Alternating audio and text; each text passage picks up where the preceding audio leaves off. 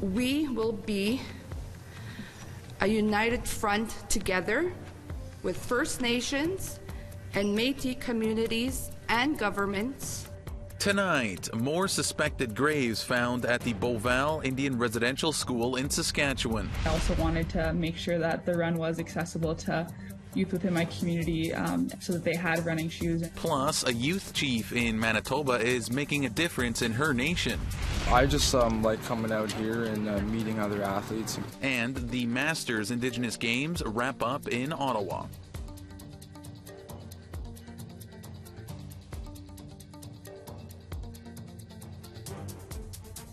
Good evening, Tansei Anin. Welcome to APTN National News. I'm Daryl Stranger. Breaking news from the English River First Nation as they revealed the results of its ground-penetrating radar survey around the site of the Beauval Indian Residential School. 93 potential graves, 79 of those children and 14 infants have been found at the school in northwest Saskatchewan.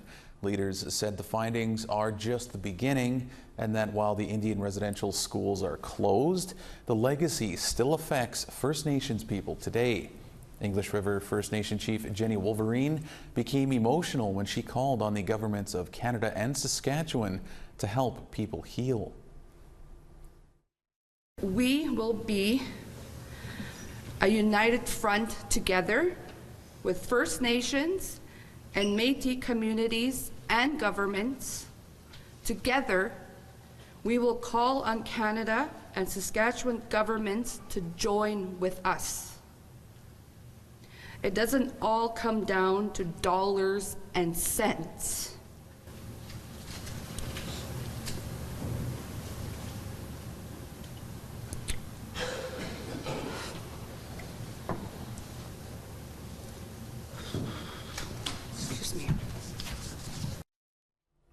And we will have more on this story in the coming days. And staying in Saskatchewan, the Federation of Sovereign Indigenous Nations says they are going to court over the 1930 Natural Resources Transfer Act. The law received royal assent in 1930, and it transferred jurisdiction over natural resources to the Prairie Provinces and British Columbia. FSIN Chief Bobby Cameron says the NRTA should be null and void because the treaties predate the act and include agreements on revenue sharing and the right to maintain traditional control over trapping, fishing, and hunting. He said today that the act took advantage of the chiefs when the act became law. Back in those days, many of our First Nations only spoke one language, Cree, Saulteaux, Dene, Dakota, Nakota, Lakota, and Saulteaux. And they were trying to interpret it. Some of them were saying they couldn't understand the white man's words. And for them to be misinformed or tricked or lied to, that's the whole basis. Basically, they failed in their duty to consult, okay? They didn't inform properly. The Northwest Territories Legislative Assembly held an unusual one-off sitting Monday in the town of Inuvik, far north of Yellowknife, after the capital was evacuated from surrounding wildfires. The last time the House sat outside the capital was in 1989 in Norman Wells. Yesterday, the NWT legislature voted to suspend the October 2nd territorial election to November the 14th. Members also voted in that $75 million be added towards fire suppression. Diane Archie is a deputy premier of the Northwest Territories. So it's mostly towards going towards fighting the fires that are happening in the North Slave, South Slave. So, you know, we do require extra money. This is taking a little bit extra time to be able to get under control. And so, I mean, we needed some extra money to be able to deal with that. I like to see a little bit more happening within other communities in the territories, other than Yellowknife. So I feel for a lot of the Northwest Territories residents, families that are, you know, not able to come back to their communities. Now, the next Legislative Assembly is set for October the 12th, and that location will depend on the fire situation. And now to a breaking story out of the Sandy Bay First Nation in western Manitoba. Manitoba First Nations Police Service are investigating alleged sexual offenses against a young girl by a group of workers. APTN journalist Kathleen Martins joins us now. Kathleen, thank you so much for joining us here. This is quite the story. So how did this story come to your attention? Oh, hi, Daryl. Well, it's a member of the community reached me. She is also an activist when it comes to issues of sex trafficking and violence involving Indigenous women and girls. She said this talk about this issue, this alleged offense, was burning up the community Facebook group that involves members who live in Sandy Bay. And she also said it kind of reached a peak last week when these construction workers were escorted off the community, basically kicked out by the band. Mm-hmm. So Kathleen, what is alleged to have happened here? Well, there are workers who are living in the community. It's about 200 kilometers northwest of Winnipeg. It's an Ojibwe community. And for several years now, there's been a construction company up there working, building a new water treatment plant. And so they live in housing. They're fed and housed by the band as part of the contract. And so the allegation is that a minor, a young girl, was trafficked into the community, kept in the workers' housing, and then filmed or photographed while committing sex acts with these workers, and also that drugs were involved. Okay. And Kathleen, what does the company say about this? What's the First Nation saying about this? Or what's everybody saying about this? Right. Well, reached out to the First Nation right away. Have not had any response from the chief or council. I know I've had confirmation from a couple of sources that they did use a band council resolution to order the workers, the company, out of the community last week. I haven't received a copy yet. I'm still working on that. But the company who I reached called me back at least twice to say they are aware of allegations, that they're serious, that they also have received, somebody in the company is aware of the band council resolution, and they also say that they are willing to cooperate in any way, even though as of yesterday the authorities, the police, the band hadn't reached out to the company as of yet. Well, and Kathleen, of course, nothing has been proven in court in this case yet, but how does it fit in the broader issue of construction workers camped in First Nations?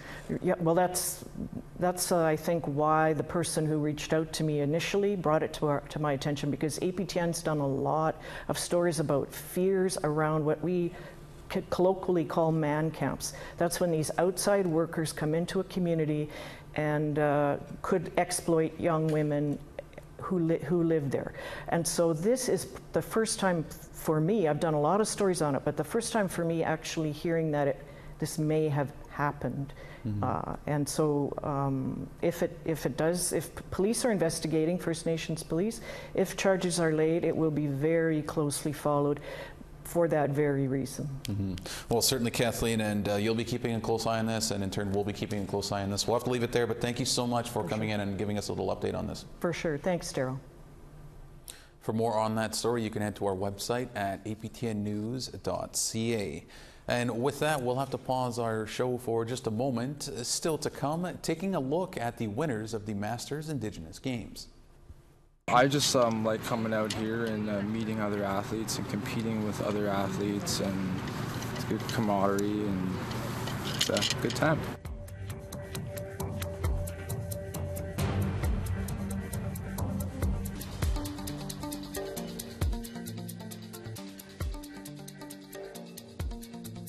Welcome back to APTN National News. Just a few short months since being elected as a youth chief for the Southern Chiefs organization in Manitoba, Trayshel Bunn is wasting no time in making an impact. A member of the Birdtail Sioux Dakota Nation, the 23-year-old University of Manitoba student has an impressive and growing list of accomplishments. APTN's Leanne Sanders reports. Trayshel Bunn is gearing up for the second annual Reconciliation Run that she started. It's Canada's first ever half marathon for truth and reconciliation on September 30th. It grew out of a healing walk that Bunn organized in 2021, inspired by the discovery of the 215 suspected unmarked graves in Kamloops and by her grandparents' own residential school experiences. My uncle Donald said that when he attended the Beauval Residential School, he wanted nothing more than to just run away and go home. The upcoming run starts at the Beauval Residential School and ends at Birdtail Sioux First Nation. For this year's edition, around 213 kids from her nation will be sporting new Under Armour shoes at the run, thanks to Bunn and her connection to Canadian Running Magazine and its partnership with Under Armour, two organizations that promote running. With the 215, it was very symbolic for people to, put children's shoes out, and the shoes kind of had that connection there. And then I also wanted to make sure that the run was accessible to youth within my community, so that they had running shoes, and it kind of tied together well. So I kind of proposed the idea to the Under Armour Canada team and said I'd like to use the donation to give every school-aged child in my community a brand new pair of shoes, and they really loved the idea. Bunn and fellow youth chief John Dory of Saugeen lead the SCO Youth Council, which will be setting its priorities in the coming months. Leanne Sanders, APTN National News, Winnipeg. It's a great story there, Leanne. The 2023 Masters Indigenous Games wrapped up in Ottawa over the weekend. The four-day event is for Indigenous athletes from all over the world aged 20 and up. Competition includes track and field, volleyball, and basketball.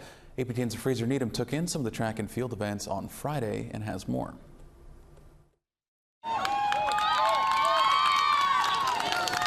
Athletes were busy sprinting and jumping at the Terry Fox Athletic Facility in South Ottawa Friday morning. One of these competitors was Danita Cameron, a member of the Pemachikama Cree Nation in northern Manitoba. After taking some time off from serious track and field competition, Cameron says the games offer a way to get back into the sport. For me personally, I've been wanting to get back into track and field, and I had previously, before COVID and before I aged out from a lot of competitions, I was in track and field working with like Athletics Manitoba, Athletics Canada to start going on that road to nationals. Like, this is my first time coming back to the track since Ottawa Track and Field Nationals back in 2018. Jordan Tuax Kahoko is a Spartan athlete and member of the Algonquins of Pikwakanagan in Ontario, the host nation for the Games. He says aside from the competition, the Games are a great way to meet Indigenous athletes from different countries. I just like coming out here and meeting other athletes and competing with other athletes, and it's good camaraderie and it's a good time. This includes these three competitors who traveled all the way from Mexico. We thought that it would be a really good idea to invite them to Canada and to participate in the Masters Indigenous Games. And well, they are showing a very good performance. Richard Johnson is with the Ottawa Lions Track and Field Club and helped organize Friday's events. He says the games attract a wide range of athletes, from those just starting out to seasoned competitors. Yes, there's going to be a learning curve, and we had some late entries into the event going on behind me in the triple jump. Some people doing it for the first time, and we're being adjustable to and accommodating for them to learn and give them some tips. And then there's some experienced individuals that have been doing this since they were in grade school. The games wrapped up on Sunday. Fraser Needham, APTN National News, Ottawa. Last month, the community of Akwesasne said goodbye to one of their own. Brian White was a volunteer firefighter and former host of APTN's Res Rides. During the funeral, dozens of people, including first responders from neighboring Cornwall, Ontario, came out to honor him on his final ride. Maricela Amador reports. Brian White, a dedicated volunteer firefighter for over 25 years, died on July 17th. Leaving behind a big hole in the lives of those who knew him. Brian White was the man. Incredible asset to the fire department. Lived right across the road from the fire station. He knew that boat. He knew the way it sounded. He knew where every equipment was. The boat here at the station, that was his boat. The Hogansburg Akwesasne Volunteer Fire Department planned his funeral. It was attended by the Akwesasne Police, the RCMP, and the Cornwall Fire Service. Isaac McDonald, the fire chief, said that White was passionate about firefighting and truly loved the brotherhood. After his sudden passing from cardiac complications, the department decided to plan a procession as tribute to his years of service and contribution. City of Cornwall lined up as an honor guard. Their entire career staff, on-duty staff that were there that day, participated in an honor guard, and we had our members as an honor guard to remove Brian for his final journey. White's brother Lance said the funeral was the ultimate send-off and showed a great deal of respect. We're all going along. We just come into the water, and we're coming around the corner of the east end of the island. And at that time, because it's very loud, it was the fan boat we're in, and just two eagles. They just took off as we come around the corner, and it was a surreal moment. Lance described his big brother as a charismatic, tough guy with a heart who always had a grin on his face. He said he always looked up to him. I admired his passion for the fire department and what he did. It was his thing. He liked his cars. He liked his action, I guess. As a dedicated firefighter, he was always the first one on the scene. But that might be because he lived right here, where he also made his TV debut.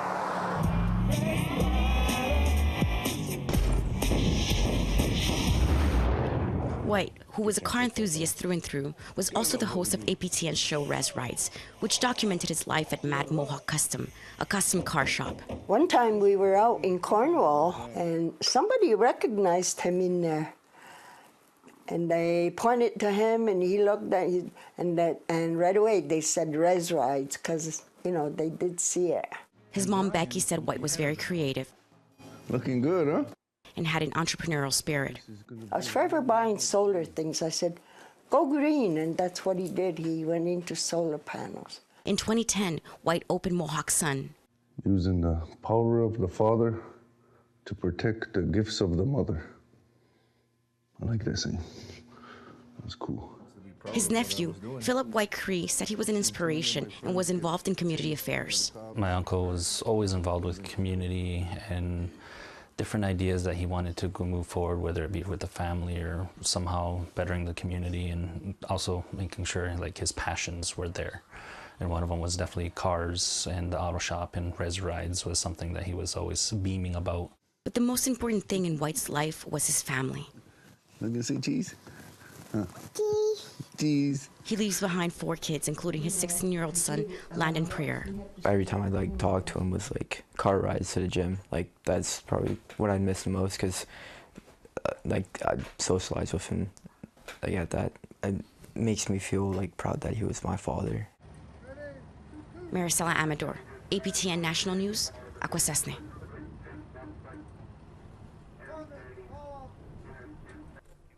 All right, we have to step aside one final time. Our photo of the day and weather are next. Plus, a Yukon First Nations school goes green. And and we have a consistent heat source that is ecologically and environmentally friendly. Good.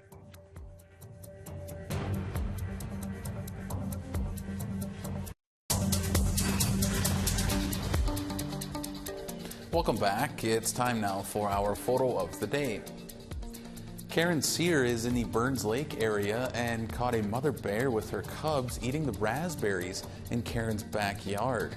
Due to nearby fires, Karen says that bears are showing up more in populated areas. Thanks so much for that photo there, Karen. Send your pictures to share at aptn.ca if you want the chance to be our next photo of the day. All right, now let's take a look at tomorrow's weather forecast. Starting on the east coast at 22 in St. John's and 22 in Halifax. 8 degrees in Cartwright and 9 in Happy Valley Goose Bay. 19 in Quebec City and 20 in Montreal. 20 degrees in Toronto and clear in 21 in Sault Ste. Marie. Clear in 21 as well in Wawa and 27 degrees in Sioux Lookout. 15 in a mix of sun and cloud in Churchill and 28 in Clear in the Paw. Clear in 25 in Barons River and 26 degrees in Winnipeg. 31 in Regina and 30 in Saskatoon. 26 degrees in Buffalo Narrows and 26 in Stony Rapids. Continuing west to 29 in Fort Chippewa and 27 in Peace River. 28 degrees in Edmonton and 33 in Lethbridge. 20 degrees in Vancouver and 21 in Bella Coola. 17 degrees in Prince Rupert and 26 in Fort Nelson. 20 degrees in Clear and Watson Lake and 22 in Mayo. 26 in Wrigley and 25 in Yellowknife. 15 in Fort McPherson and 16 in Inuvik. 3 degrees, it's a bit chilly there in Cambridge Bay, and 16 in Arviat. 4 degrees in Arctic Bay and 6 in Iqaluit.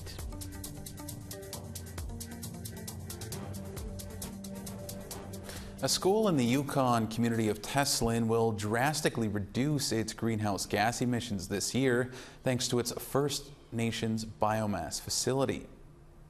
Last week, the Teslin Tlingit Council and the Yukon government signed a heat purchase agreement.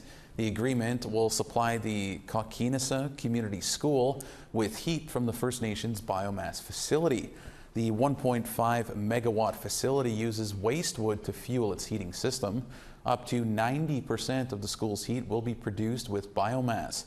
That represents a 106-ton reduction in the school's annual greenhouse emissions.